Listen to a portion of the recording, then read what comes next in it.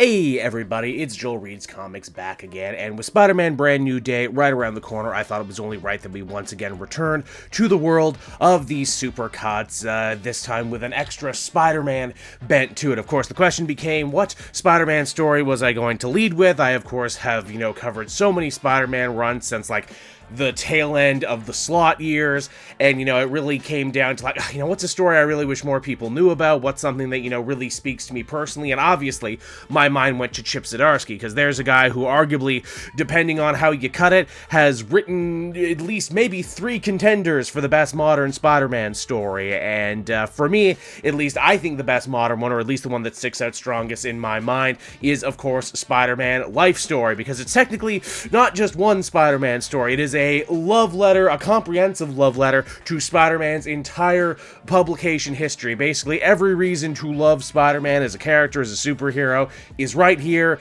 in this very short miniseries. So I wanted to lead with this one. I hope you all like it, whether you're revisiting the story revisiting the story with me here, or it's your first time ever checking it out. I hope you enjoy it. I hope you're excited for the movie, and I hope you will join me again, as we're probably going to try and get a couple more of these out. So without further ado, without further grandstanding, let us check out what is arguably the greatest modern Spider-Man story, a true blue love letter to the classic webhead. Peter Parker has lived one of the most fascinating lives in all of superhero comics, but what were the moments that truly defined him and why? Well, let's hop into the pages of Spider-Man Life Story issue number 1 and find out. Alrighty then, so for those of you who are unaware, this new Chip Zdarsky miniseries is going to be taking us through the web slinger's most pivotal moments, and doing so decade by decade. And it's only right that we begin this story in the swingin' 60s, 1966 to be precise. Spider-Man's been Spider-Man for about 4 years now, fought some good fights, defeated some foes like Mysterio, but as it stands right now, the real threat that's keeping Peter Parker down is the looming threat of the Vietnam War. Many of his own friends have already been drafted, and were it not for being in college and having a fancy new internship coming up at the Baxter Building, no less, Spider-Man thinks that he very well could have been drafted too, and he's not sure how to feel about that. It's a real moral conundrum. Like a lot of young people, he's not exactly sure he believes in what this particular war is for, but on the other hand, he has amazing superpowers and could probably help save a lot of lives if he did went, even if doing so would mean having to reveal his identity eventually. Beyond that, it's the same as it ever was for Peter Parker. He's late to everything, which really upsets his potential love interest, Gwen Stacy, who wants to get serious but isn't sure she can with a guy like Peter. And why, yes, before you have to ask, Peter is also harangued by Professor Warren, who we all know will go on to be the Jackal, and I'm sure we'll see more of him when this series rolls into the 90s. Another thing I gotta take my hat off to Zdarsky in this situation is how he actually goes out of his way to pepper in a bunch of era-accurate slang. It never feels obnoxious. It honestly feels like turning on a movie from this time period. Now, even back in a time like this, money was tight for Peter. He was still selling his pictures to J. Jonah Jameson and taking a metric ton of abuse at the same time. Why is Jonah so angry right now? Well, it would seem the cops talked to him about his involvement with the Scorpion and the Spider Slayers. Ooh. It's while picking up his meager check at the Bugle, Pete sees the TV news talking about the war in Vietnam and how a bunch of the soldiers were saved by the intervention of Iron Man, who at this point in history the world still thinks is actually Tony Stark, the famous arms manufacturer's bodyguard, and not Tony Stark himself. Speaking of young GIs, Peter remembers that he has a party to attend later that night, a going-away party for one Flash Thompson, his former friend, former bully, who's going to be shipping off very soon. Peter has a lot of really complicated feelings involving Flash. He made his life hell, and a very petty part of him wants to tell him off in case he might never get the chance, but at the same time, he's kind of shocked to discover that the only reason Flash agreed to go to Vietnam in the first place was because, and I think you know why, he wanted to be more like his hero Spider-Man. As you might have guessed, this gives Peter an even bigger mind, body, and soul headache than he previously had, and it's only going to get a lot worse because at the bar he gets approached by Norman Osborn. Norman had tried to recruit Peter previously for an internship at his company, and when that didn't work, he let it drop that he's been watching him rather closely and rather creepily. And that is of course because Norman Osborn is actually the Green Goblin. He's rigged the whole entire bar with bombs and plans to explode them unless Peter does what he's told. Now Peter assumes this is a villain looking for one last showdown to finally kill him for forever interfering in his plan, plans, but no, the Goblin has different ideas. He wants Spider-Man to join him on the dark side. After all, Harry is such a disappointing B- player, but Peter's different. He's smart. He can see what the Goblin Serum could bring to the world, could bring to him. All of this ends up leading to a huge fight wherein the Goblin gets stuck under a sign. For a split second, Spider-Man wonders, hey, do I have to save all of my villains? Imagine how much easier my life would be if this guy was to die here. But of course, he doesn't actually go ahead with it. Spidey's a good guy and decides to save Norman Osborn, who has come down with a rather convenient case of amnesia, much like he did originally. Now, thankfully, that's one fire put out, but Spider-Man's not done yet. Later the next day, he helps Captain America break up a bank robbery, which is good because he hopes Cap will have the answers that he's seeking. It would seem that a lot of people have been pressuring Cap recently to take a stance on Vietnam. Is he going? Is he not going? Does he support the war? Does he not? Steve says that it's hard to go from one war, get unfrozen, and then be thrown headlong into another one, especially one that seems to be so much more complicated, but he does vow to actually go to Vietnam and see what's going on firsthand. And while he's there, he's going to need people to defend the homestead. Luckily, he knows Spider-Man is there, someone who has shown both great power and great responsibility, and someone who knows full well what it means to sacrifice in order to be a hero. And oh yeah, Peter sacrifices a lot, doesn't he? Even when he doesn't want to, like missing Flash's train and not getting to apologize before he leaves, maybe for the last time. This ends up leading to a massive fight with Gwen Stacy, who in doing so eventually pulls on Peter's shirt to discover the spider suit underneath. Yeah, needless to say, their relationship just took a turn. Now, while that ends the Spider-Man portion of the story, what became of Captain America? Well, he did indeed go to Vietnam, and he ended up defending a bunch of Vietnamese women and children from a group of overly aggressive,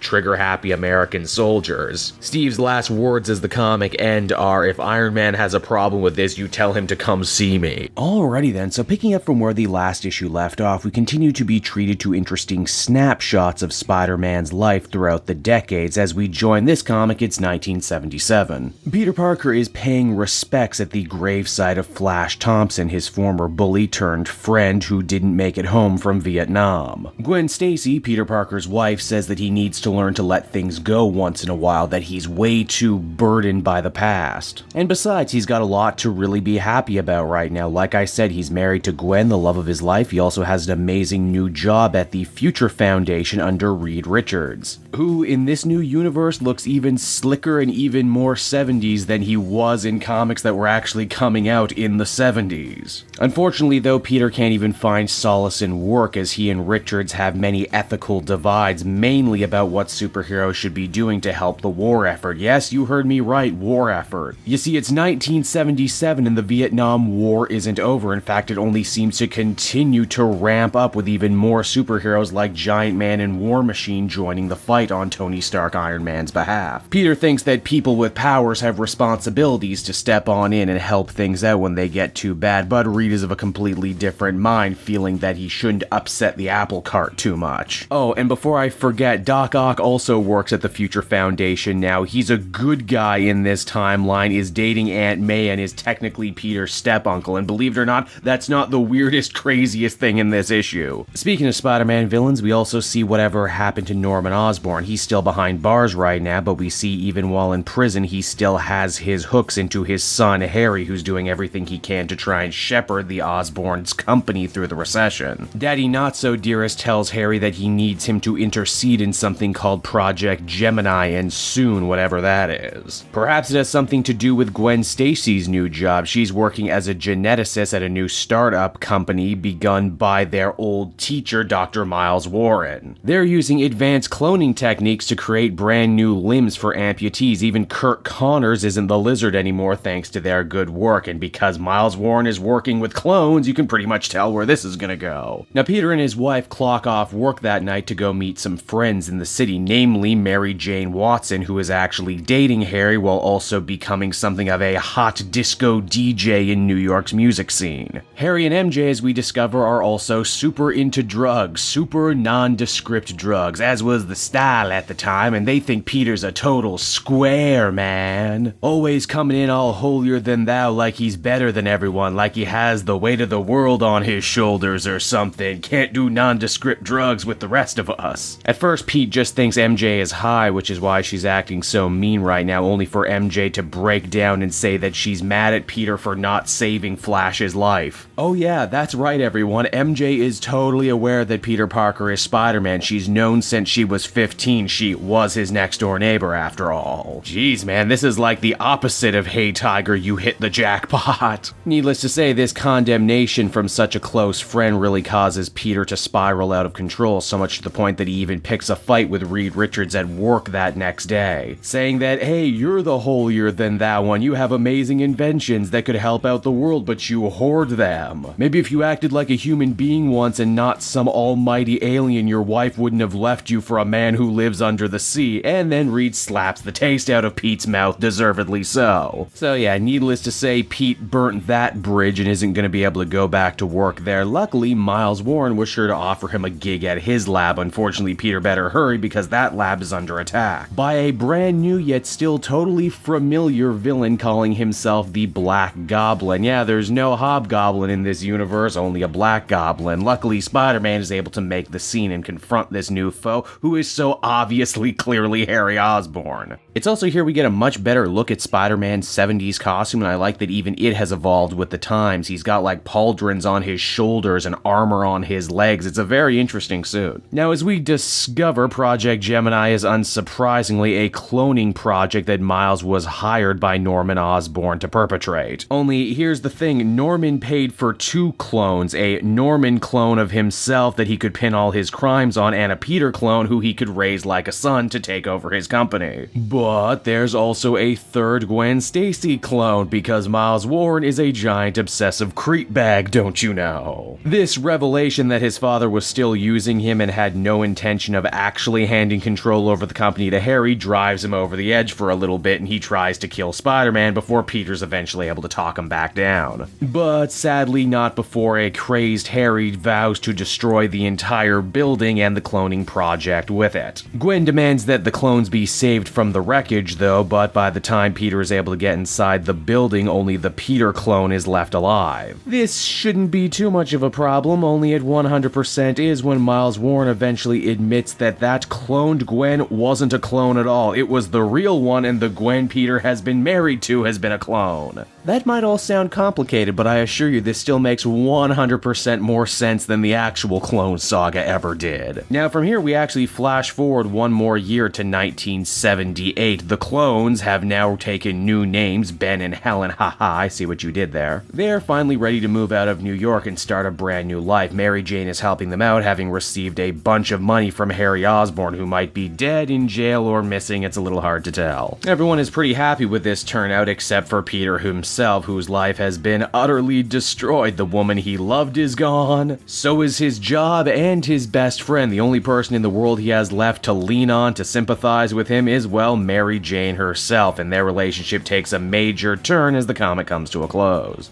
Alrighty then, so when we last left our hero in the 70s, his relationship with Mary Jane was heating up. Now we find them a whole decade later, and MJ is giving birth. This is a taxing time for any person, but poor MJ has to do it alone. Worse still, she has to do it while taking care of an Aunt May whose mind is deteriorating because of old age. Where exactly is her husband, Peter Parker, right now? Well, Spider-Man has been called away to fight in the Secret Wars. You may have heard of them once or twice. In a story thread that continues to tie this entire series together, Peter talks about how he avoided the draft in Vietnam, and yet somehow, someway, he still ended up seeing his share of wars. Once the battle is done, the heroes celebrate, and we get a closer look at this era's version of the spider suit. I gotta say, it's got some interesting things going on. You got a chest piece that looks like it could belong to Ben Reilly, an insectoid belt piece. And to really top it all off, Peter himself looks a lot older and haggard. That youthful energy that we saw in the first 2 issues is really starting to give out on him. Now, if you know anything about the original Secret War story, you'll remember that that's when Peter Parker first came in contact with the symbiote suit and brought it back to Earth with him. That happens here, but with a bit of a twist. You see, this alien planet that the heroes are on has some kind of dream machine on it, and when Peter goes to it while lamenting his place in life and how he always seems stretched too thin, the machine gives him the black suit. Which I must admit is pretty interesting to see a universe wherein Peter Parker literally wishes this into existence means to try and help himself when it comes to fighting crime and balancing his personal life. Now, obviously, Peter's a little upset to have missed his wife giving birth, but you can bet he's double shocked when he realizes that she didn't give birth to one kid, it's twins, Benjamin and Claire. And maybe now's not the best time to have brought kids into the world. Obviously, Peter has to take care of Aunt May now more than ever, when MJ thinks perhaps they should put her in a nursing home, but now there's all the fear and hysteria surrounding the Cold War. Everyone feels like the end is nigh, and the superhero community reacted, well, maybe not the best way. You see, all the top-tier Avengers basically disappeared in hopes that it would de-escalate tensions between America and Russia. However, that didn't work at all. The Russians still launched a nuke at America anyway, and the only reason that it didn't take out an entire city was because the Vision was there to turn intangible and stop it. And that's not to say it still didn't make landfall in America, it's just instead of blowing up a major city, it blew up a piece of small-town America, which is now awash in radiation. Luckily, Parker Industries is there to try and sponge it all up. Yeah, wouldn't you know it, Peter Parker became a CEO in his own way in this universe. He even mended fences with his old mentor, Reed Richards. Pete's happy to have a friend, but at the same time, he says that Richards represents to him all the terrible things he could become, a man so obsessed with his work he pushed away all his friends, family, and loved ones. With all these new stresses and responsibilities, Peter ends up neglecting his family more and more, throwing himself deeper and deeper into fighting crime using the black suit until eventually Mary Jane puts her foot down. Spider-Man says that he never needed the suit to fight the good fight, and if it matters, he's just gonna go back to his classic red and blue costume. The real KO punch comes for our hero, though, when Mary Jane says that maybe Peter wouldn't neglect his family if Gwen was his wife. It's after that very uncomfortable argument, Spider-Man goes to clear his head, only to come face to face with a black suit wearing Spider-Man copycat with a gun. And again, if you know your Spider-Man stories, you can pretty much guess where this is going. The man in the suit turns out to be Kraven the Hunter, a villain that Peter doesn't even respect all that much. Only in this new universe, Kraven's whole reason for hunting Peter is a little different. It's actually a little Cold War inspired. He says that Spider-Man used to be a beautiful, amazing specimen, but he's slowly but surely slowing down. The world is getting to him, and perhaps it's better that Kraven just put him out of his misery now while he still can. And soon, too, before nuclear war could potentially kill them all. And from here, the story plays out pretty much like you remember it. Peter gets poisoned, he gets buried alive. Only how he escapes this predicament is a little different. You see, in his time of need, Peter is able to psychically call out to the black suit, which comes and finds him. Meaning that when he does dig his way out like Beatrix Kiddo, he essentially becomes something akin to a proto-Venom fueled entirely by rage. Spider-Man could very easily have killed Kraven too, were it not for the intervention of Mary Jane. It seems that Peter was sure to give her a sonic weapon in case something like this should go down, proving that he does indeed plan ahead. This potentially lethal predicament serves as a major wake-up call for Peter that he needs to take the reign of his life and his family, lest lose them forever. And what about Kraven? Well, he's ready to end his own life just like he did in the pages of Kraven's Last Hunt, only this time before he can pull the trigger, the black suit actually stops him. Alrighty then, so as we join the comic, it's 1995, a strange and wonderful time, don't you know? Mel Gibson is still a bankable leading man. People are blasting Shaggy from their Walkmans. The Sega Saturn hasn't failed yet, and Adam Sandler is still funny. Ugh, what a time to be alive, I tell you. And I can, because I was there. Granted, it's not so good if you're a resident of Chicago, where crazy old man Dr. Octopus has been setting fires for weeks, all in an attempt to bring out the clone Ben Reilly. Ben had sworn to Peter that he would try and lay low and not become a superhero, but hey, you know what they say, you can take the boy out of New York, but you can't take New York out of the clone. Now back in New York, what is Peter Parker up to these days? Well, he's going great for one, his company is chugging along. He's unhappily divorced, MJ and the kids having moved to Portland, but hey, he does have romantic prospects. He's seeing Jessica Jones of all people, isn't that cute? Peter isn't too sure though how long he can hold out his company though from a hostile potential takeover by Tony Stark. The two don't agree on anything, especially as this series' version of Tony Stark is still living the whole Gordon Gekko greed is good lifestyle. Now, even with all this new responsibility, Peter still tries to find time to be Spider-Man, and we have a brand new costume to go along with the era. This one is ribbed for her pleasure and looks like something you would see in a 90s Spider-Man movie if they ever made one. However, it's made abundantly clear very early on that Peter's heart just isn't in being Spider-Man anymore, and he's really only doing it out of a sense of obligation, a kind of reflex that he just can't seem to deal with. Heck, it's getting to the point where being Spider-Man might not even be safe for his health anymore. He struggles even to lift a whole car, where before he never had a problem pulling off major feats of strength. Now, it's not long before Spider-Man ends up in the crosshairs of old man Doc Ock, who has gone out of his way to ensnare him in a trap. Peter gets knocked out and comes to in an old Oscorp test facility across from his clone, who was also taken. Now, why is Ock so angry, you might be asking? When we had last seen him in the series, he was on pretty good terms with Parker. Well, much like in the original comics, Octavius had dated Aunt May for a little bit. In fact, the last time Octavius and Peter had seen each other was at Aunt May's funeral. Doc had spent so much of his life wondering about what could have been in the life they could have built together, but in his own twisted way, he thinks that Peter actually broke them up, when in fact he was just probably a pretty crappy boyfriend. Now Doc Ock is old and feels the specter of death hanging over his head and wants revenge on both Peter and Ben before everything is said and done. But wouldn't you know it, in trying to research the perfect way to kill them and potentially create a new, younger cloned body for himself, Octavius discovered a deep, dark secret within the Oscorp files, and that is the clones got switched. Ben was always the real Peter, and the Peter we've been following this whole time has actually been a clone. Ooh, what a twist. Understandably, this causes Ben to freak the hell out. He had made peace with the fact that his memories weren't his own, and that he needed to work overtime to become a new, different person. So this bombshell of a revelation has just torn open all of his own wounds, and for a second there, you think Ben might actually kill Doc Ock if Peter didn't step on in to stop him. Ock is ultimately easily defeated because, well, he's friggin' ancient, and you punch him in the face, he's going to fall down. But he's a sore loser, though, and tries to take both Peter and Ben down with him, only to be stopped when Harry Osborn steps in the way. Oh yeah, Harry Osborn was in this book too. Harry does not survive his injuries and ends up dying in Peter's arms, saying how much he loves him as a friend before eventually passing away. So with the horrible truth out there now, Peter and Ben have to decide what they're going to do next. Peter thinks that perhaps this is a sign and that Ben should assume the life that Peter has been living. In fact, he even demands it, going out of his way to make brand new papers so Ben can assume his life, and honestly, this might be for the best. Ben still has a zeal, a lust for life, and we know he's been doubling as a superhero. In fact, maybe in a weird way, this is all for the best. The switch too would also mean that they could protect their own secret identity. Peter plans to leave New York, but before he does, he wants to tie up one last loose end. He had Jess hunt down someone from his past, and that person turns out to be an old Norman Osborn.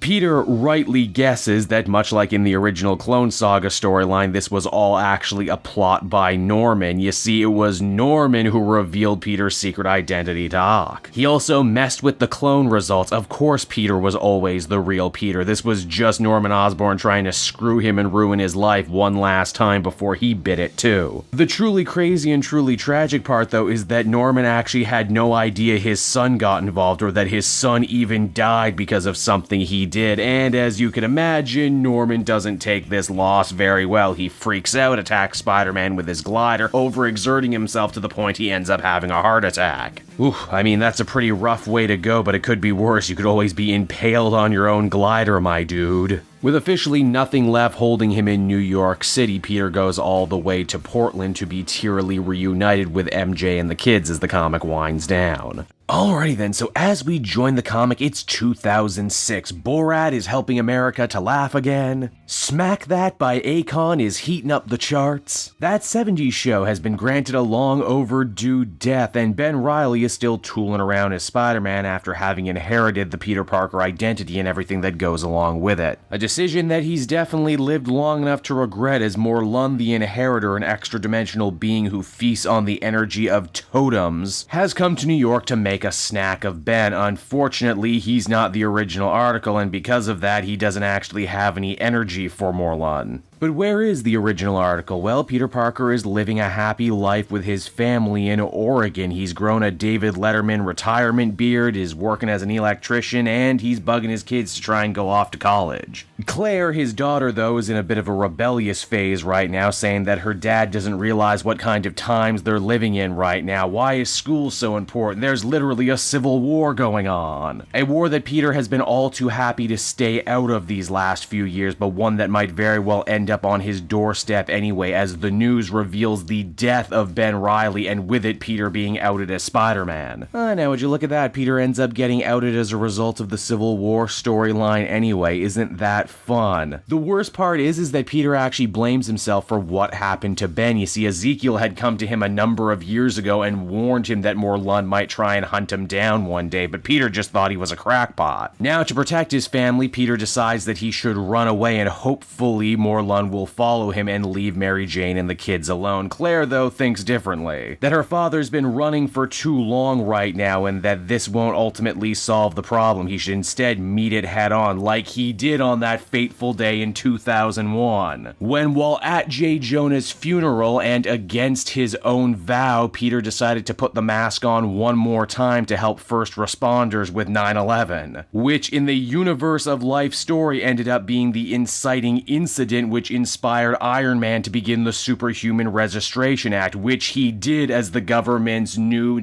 chief of security. And here I'm just amazed Chip Zdarsky finds a new and interesting way for the Marvel Civil War to once again be an allegory for the war in the Middle East. Peter decides to take his daughter's advice, and what follows is one heck of a gamble. He opts to take his story to the media, in this case being Betty Brant, the new head of the Daily Bugle, which is such a great idea. I'm shocked they haven't done this in the main continuity yet. The idea being that the world knows he's Spider-Man, but he can at least say that he didn't die, only that he was injured, in hopes that Morlun will come after him in New York and leave his family alone. This backfires on Peter in an unexpected way, as Iron Man still wants to take over Peter's company, and he figures now would be a perfect time to leverage everything that's been going on in his life against him. Iron Man makes Old Man Spider-Man a deal. Come join my side, help me win over the hearts and minds of the American people, and in exchange I'll let you keep controlling stake in your own company. Naturally, Peter tells him to shove it up his shiny iron butt and questions why is it always the old men of the world making things so much more difficult than it needs to be. And because if Spider-Man isn't going to be Tony's friend, then he must be his enemy, he decides to sick his brand new Iron Avengers on him. Luckily, Peter won't have to fight this war alone, as Captain America and the old-timey Avengers show up. I must say, I love the new redesign for Silver Fox Dagger. Well, hey, where did Morlun get off to, you might be wondering? Well, turns out he does the old Terminator gambit, and when looking for Peter Parker, just shows up at his house, which means his son and daughter are forced to fight the energy vampire off. It's also here it's revealed that, why yes, Claire and Benji Parker do indeed have superpowers inherited from their father. Benji, it seems, may also have inherited his father's analytical mind, because he's able to riddle out that the invincible energy vampire Morlun is really only invincible when he's not eating. So, quite heroically, Benji offers himself up to be chomped on so his sister can end up ending Morlun once and for all. Now, back at the fight in New York, all hell is breaking loose. Peter never wanted to pick a side, but it looks like he's going to have to suit up one more time to try and make sure these guys don't kill each other. What we see is a wonderful restaging of the big final battle from the end of the original Civil War storyline, with Captain America and Iron Man beating the crap out of each other in the streets, only this time it's Spider-Man who steps in and puts an end to it all. Spider-Man figures the only reason Tony would have given his team their own Iron Man armor is because he didn't trust them enough and would have built in a failsafe to stop them in case they ever turned against him, something that he could use against them. In fact, old man Tony Stark, as we discover, is so underhanded and so corrupt at this point, he didn't even bother showing up to the fight, instead sending a hologram to do his dirty work. This means he's free to monologue too, how Captain America and Spider-Man have it so easy because they're everyone's favorite, but you know what, their after-school special moralizing won't save the world, and that America needs a firm hand if it's ever gonna fall back in line and get like the good old days were. This, of course, coming from the mouth of a man who's literally been fighting non-stop since Vietnam. mom. We get a cute scene wherein Captain America thanks Peter Parker for everything he's done, even calling him son, despite the fact that they are both officially old men now, and as old men, he says they need to try and leave the world in a better shape than they found it. Alright then, so this issue wastes absolutely no time getting started. We're in the year 2019, and this is normally in the video where I would make a bunch of era-specific jokes, but I don't need to, because if you're watching this, we're all living through it. A lot's happened since the end of the superhero civil war. A lot of the heroes either died or went missing, which means that Spider-Man ended up the de facto leader of a resistance group against Doctor Doom, who used the chaos to come on in and establish an iron-fisted rule. Today, though, old man Peter Parker and his protege Miles Morales think they may finally be able to turn the tide of battle against Doctor Doom by sneaking aboard one of his space stations and disabling all of his tech from the inside out. Miles, it would seem, is actually taking this whole situation incredibly seriously, even going out of his way to no-sell a lot of Peter's hilarious jokes and pop culture references. Peter in his internal monologue talks about how thankful he is that in his later years he can actually help out the younger heroes find their footing, and that the kids today are so smart and so much more together than he was at their age. It's amazing. We also get a look at the modern era Spider-Man suit. It is mostly a spacesuit on top of everything else, but I like the spacing on all of the design work. Miles and Peter discover that they're not alone on the ship, because they come under attack by the Venom suit wearing Kraven the Hunter. Yeah, I bet you thought they forgot about this little story point, didn't ya? Miles fights valiantly against Sergei Kravinoff, saying that all of Spider-Man's foes are dead and that this isn't going to end much different for him. Peter also shows that he's learned a couple things in the future about planning ahead, and in case he ever fought a symbiote again, he was sure to come complete with a sonic device to deal with just this. In a way, this was a mercy. The real Kraven died decades ago, and what was left was nothing but a bunch of hatred and old bones. But you know what? He's not the only one holding grudges, as we find out. Miles isn't actually Miles. He's actually Dr. Octopus, who has stolen his mind and is piloting his body much like he did to Peter in the Superior Spider-Man. Otto says that this was all part of a master plan of his, that his mind was let free when Dr. Doom had taken over, and that Otto had intended to steal Peter's body, but, well, he's the old busted and Miles is the new hotness, so the decision was obvious.